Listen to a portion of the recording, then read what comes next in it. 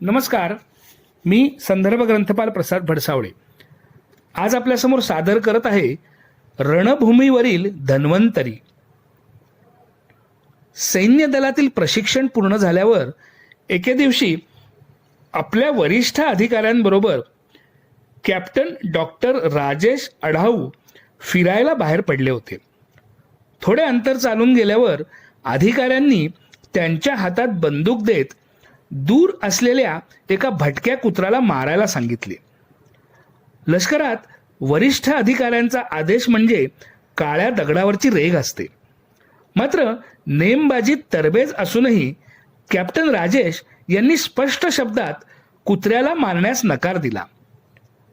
ते म्हणाले, sorry sir, आम्ही जीव वाचवतो, घेत नाही. अशा विचारसरणीच्या या डॉक्टरांचे स्वागत करत अधिकाऱ्याने त्यांना शुभेच्छा दिल्या.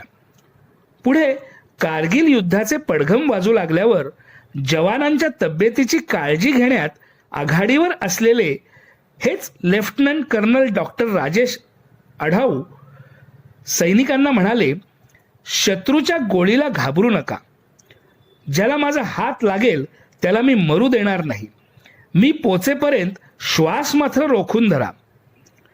युद्धभूमीवर लढणाऱ्या जवानांना असे अधिकारवाणीने सांगून आश्वस्त करणारे डॉक्टर राजेश प्रत्यक्ष युद्धाच्या वेळीही गोळीबाराचा आवाज, आगीचे लोळ, बॉम्ब गोळ्यांच्या वर्षावात जखमी सैनिकांपर्यंत पोचण्याचे अग्निदिव्य पार पाडत क्षणाचाही विलंब न लावता जखमी सैनिकांचे तुटलेले हात पाय जोडणे, जखमांना मलमपट्टी करणे, कोणाच्या मांडीत घुसलेली गोळी काढून त्यावर कौशल्याने उपचार करत नेहमीच सक्रिय असत.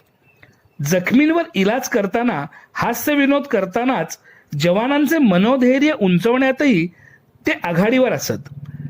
कारगिल युद्धात आपल्या जीवाची तमा न बाळगता त्यांनी 108 जवानांना मृत्यूच्या खाईतून बाहेर काढले.